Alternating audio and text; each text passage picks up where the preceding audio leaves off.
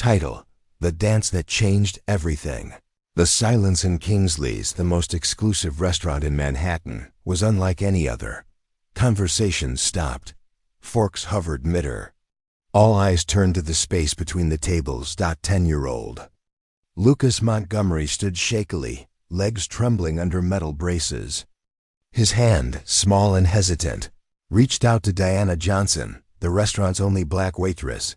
The pianist began a soft melody. "Sir, control your son," barked Manager Thornton. "This isn't a dance hall. Our staff are not here to entertain children." Richard Montgomery, owner of Montgomery Investments and one of the richest men in America, froze. It was the first time he'd brought Lucas out in public since the accident that had changed their lives 2 years ago. A mistake, he feared, he was about to regret. "Lucas, sit down," Richard said, his voice low but firm. Diana stood still. 5 years at Kingsley's had taught her how to be invisible, especially to men like Richard Montgomery. Her eyes flicked from the manager to the boy whose hand still hung in the air. "My shift is over," she said quietly, untying her apron. Then she turned, smiled, and took Lucas's hand. "I can't dance in an apron." "You'll be fired," someone whispered. Richard rose from his chair, stunned. "What do you think you're doing?" "I'm accepting an invitation, sir." Lucas took a painful step forward, metal dragging, joints locking, but Diana never rushed him. She didn't lead. She followed. For the first time since the accident, Lucas wasn't being guided or corrected. He was leading. "Should be disciplined," the manager snapped, but Richard didn't respond. Instead, he watched his son smile. When Diana returned Lucas to his seat after 3 ungraceful but powerful steps, she said with dignity, "Thank you for asking me out. It was an honor." She turned to leave. "Wait," Richard said. She stopped. "What's your full name?" "Diana Johnson, sir." He held out a business card. "My office, tomorrow, 10 a.m. "Dad," Lucas whispered. After she walked away, "Why did you do that?" Richard didn't answer. But he would soon learn that a silent dance could speak louder than a lifetime of orders. Part 2. The Invitation. The next morning, the glass and marble lobby of Montgomery Tower gleamed under sunlight. Diana, wearing a modest navy skirt and white blouse, felt invisible again, but this time not by choice. Designer suits and sharp heels brushed past her, ignoring her presence. "Diana Johnson to see Mr. Montgomery," she told the receptionist. "18th floor. Miss Winters will take you." On the way up, Diana's grip on her purse tightened, not from fear, but determination. Miss Winters, Richard's executive assistant, studied her like a file folder. "He had you fired, didn't he?" she asked as they waited.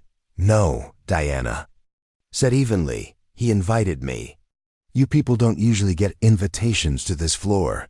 Diana raised an eyebrow. "And where exactly are you people supposed to belong?" Winter's phone rang. "He'll see you now."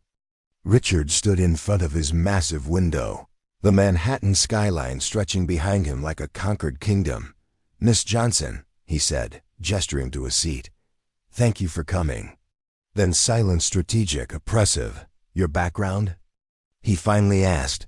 "Bachelor's in Child Development from NYU. Master's in Special Education, unfinished. And now you're a waitress?" "I work 3 jobs, the restaurant, a bookstore, and tutoring." He picked up a folder. "I looked into you. Freedom Steps, a community dance program for children with disabilities. You founded it?" "With my sister Zoe. We're about to shut it down. No funding." "I didn't invite you here for charity," Richard said. "I want to hire you, not as a waitress, as a therapist for your son." Diana interrupted. "You have experts." But none of them made him smile. Diana stood. "No, you're turning down 5 times your income. I don't work for people who see my color or paycheck before they see my work. And I don't pretend to care just because someone can pay me." She paused at the door. "Lucas doesn't need more experts. He needs space to lead. You don't know your son.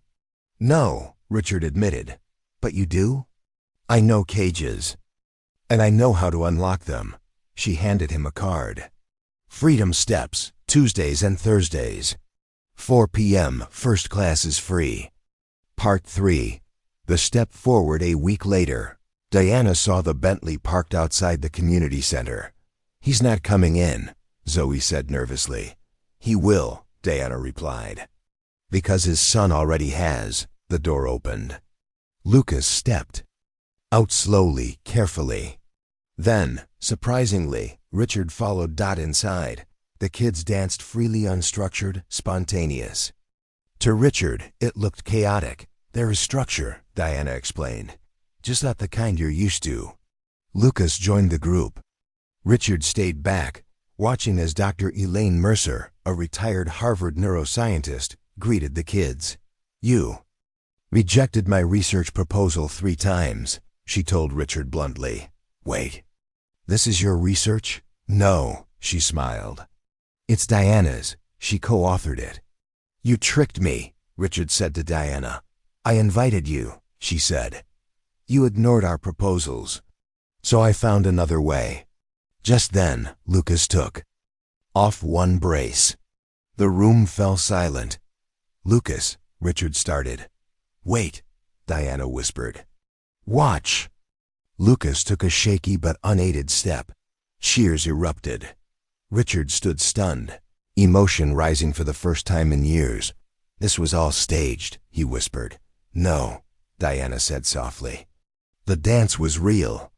And this is what happens when you let a child lead. A reporter approached. Mr. Montgomery, your foundation rejected this program multiple times. Any comment? Richard looked at Lucas, radiant in his victory. The hardest thing for someone like me, he began, is admitting when we're wrong. Then he turned to the press. The Montgomery Foundation will fund Freedom Steps for the next 5 years, including a new center. On one condition, Diana Johnson retains full control. Part 4. Roots and Wings. The new Freedom Steps facility stood where an abandoned warehouse once crumbled, now alive with music, color, and energy. Every hallway echoed with laughter, clunky braces, squeaky wheels, and joy. Diana paced slowly through the halls one morning, clipboard in hand, checking every detail.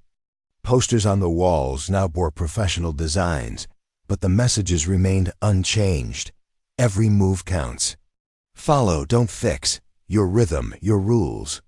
Lucas was already inside Studio B, now assisting a younger boy named Ethan, who had been silent for months. Diana watched quietly from the doorway as Lucas kneeled beside him, whispered something, then waited. Ethan didn't respond, but he smiled. That smile was enough. Behind Diana, Richard entered silently, no longer the stiff suit he once was.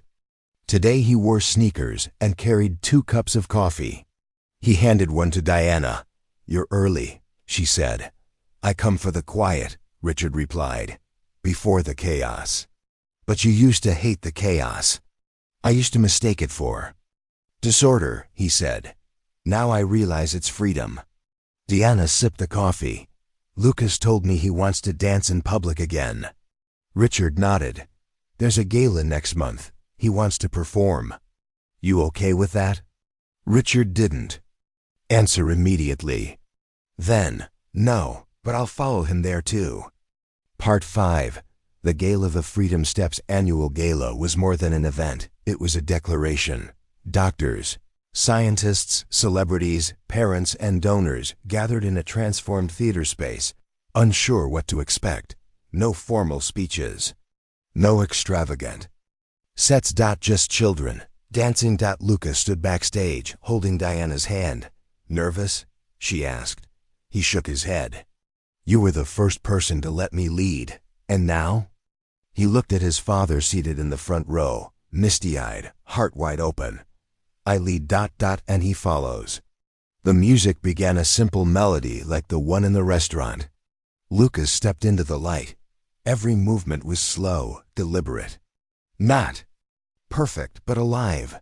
At the end of the piece, the lights faded. Silence, then applause.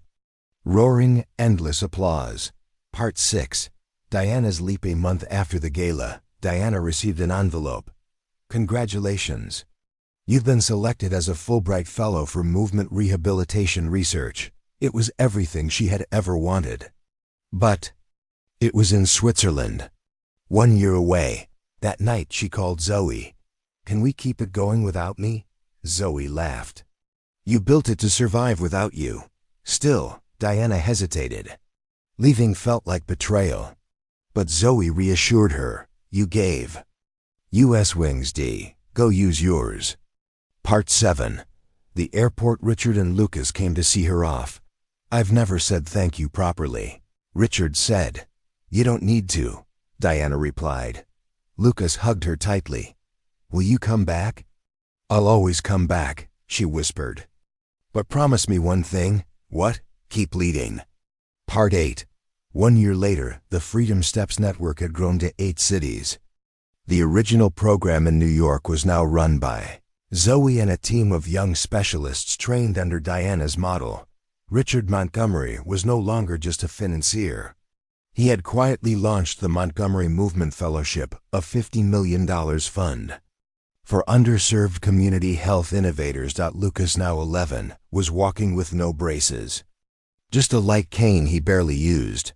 His latest school essay was titled, How to Dance Without Music, Lessons from a Waitress. Final scene. The returned Diana stood outside the new San Francisco Freedom Steps branch. Her research year was over.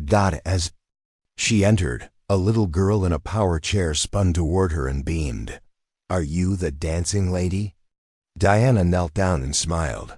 No, she said. You are. Closing narration. In a world obsessed with control, one child's instinct to dance and one woman's courage to follow reminded us all of something vital. Leadership is not about being followed. It's about recognizing when someone else has. The map. From a silent restaurant floor to global stages of rehabilitation and inclusion. This wasn't just a story of one family's healing. It was the start of a movement.